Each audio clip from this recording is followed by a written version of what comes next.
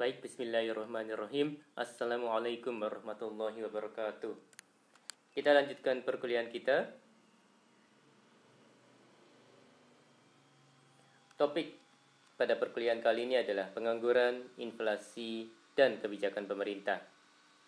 Saya mengambil materi ini dari internet dengan sumbernya adalah sebagai berikut. Oke, masuk ke pembahasan jenis pengangguran berdasarkan penyebabnya.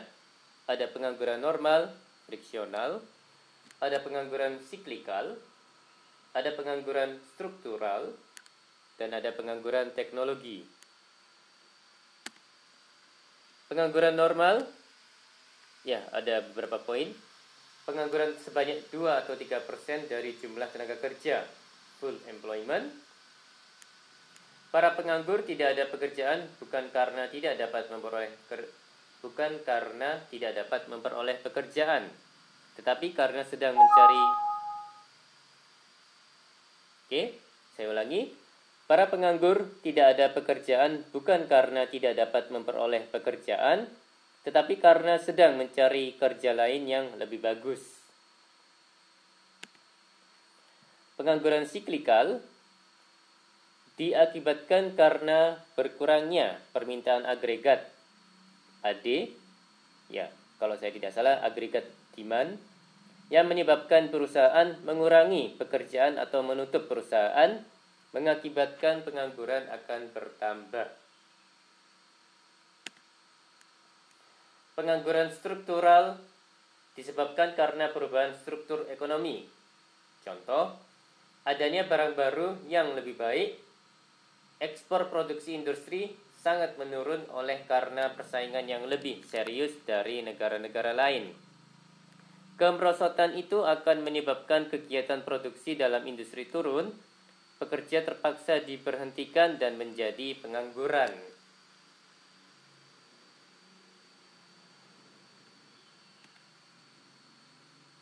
Pengangguran teknologi. Pengangguran dapat ditimbulkan oleh adanya penggantian tenaga manusia oleh mesin-mesin dan bahan kimia.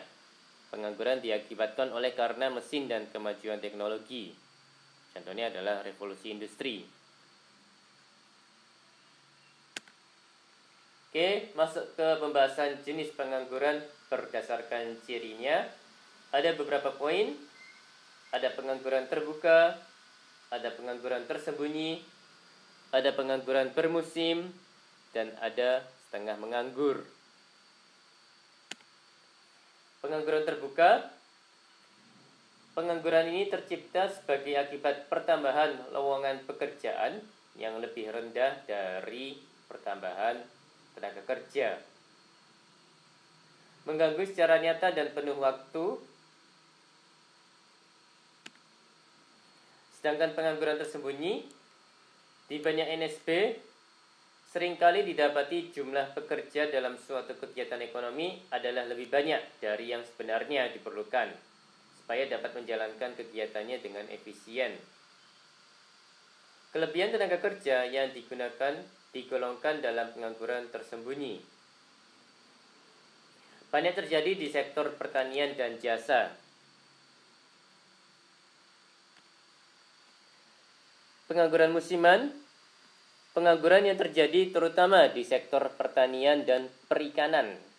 Contoh, pada musim hujan, penyadap karet dan nelayan tidak dapat melakukan pekerjaan mereka dan terpaksa menganggur.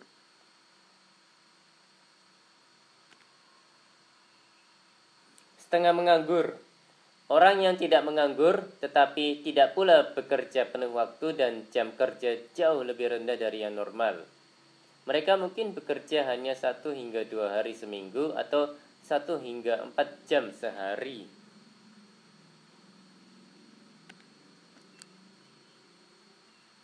Oke, masuk ke pembahasan jenis inflasi berdasarkan kepada sumber atau penyebab inflasi. Ada beberapa poin. Ada inflasi tarikan permintaan, demand pull inflation. Ada inflasi desakan biaya, cost push inflation. Dan inflasi yang diimpor, yaitu imported inflation. inflasi tarikan permintaan. Inflasi ini bisa terjadi pada masa perekonomian yang berkembang pesat. Kesempatan kerja yang tinggi menciptakan tingkat pendapatan yang tinggi dan selanjutnya menimbulkan pengeluaran yang melebihi kemampuan ekonomi mengeluarkan barang dan jasa. Pengeluaran yang berlebihan menyebabkan inflasi.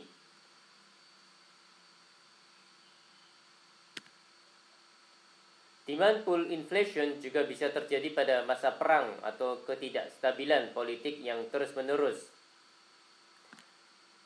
Pada masa ini, pemerintah belanja melebihi pajak yang dipungutnya. Untuk membiayai kelebihan pengeluaran, pemerintah terpaksa mencetak uang atau meminjam dari bank sentral. Pengeluaran pemerintah yang berlebihan menyebabkan permintaan agregat melebihi kemampuan ekonomi menyediakan barang dan jasa. Inflasi desakan biaya.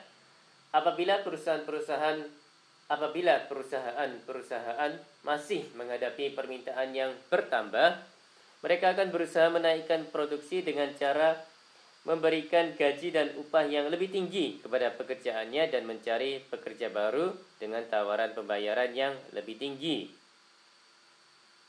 Langkah ini mengakibatkan biaya produksi meningkat, yang akhirnya akan menyebabkan kenaikan harga-harga barang. Sedangkan inflasi yang diimpor, inflasi yang bersumber dari kenaikan barang-barang impor, barang-barang yang dibeli dari luar negeri ya Mas dan Mbak ya. Inflasi ini akan terjadi apabila barang-barang impor mengalami kenaikan harga dan mempunyai peran penting dalam kegiatan pengeluaran perusahaan. Contoh, efek kenaikan harga minyak kepada negara-negara barat dan pengimpor minyak. Terjadi stagflasi. Inflasi ketika pengangguran adalah tinggi di berbagai negara. Berdasarkan pada kelajuan kenaikan harga-harga yang berlaku, ada inflasi merayap, galloping, ada inflasi sederhana, moderate, dan hyperinflasi.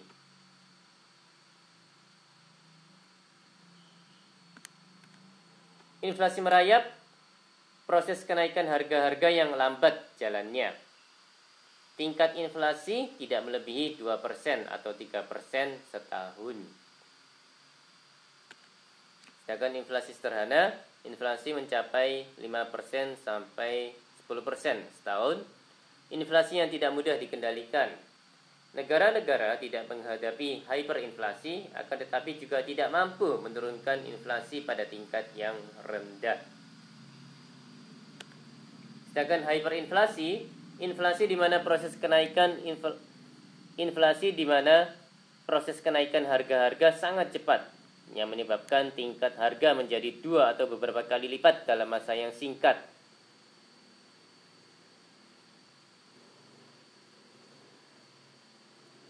Seringkali berlaku dalam perekonomian yang sedang menghadapi perang atau kekacauan politik di dalam negeri.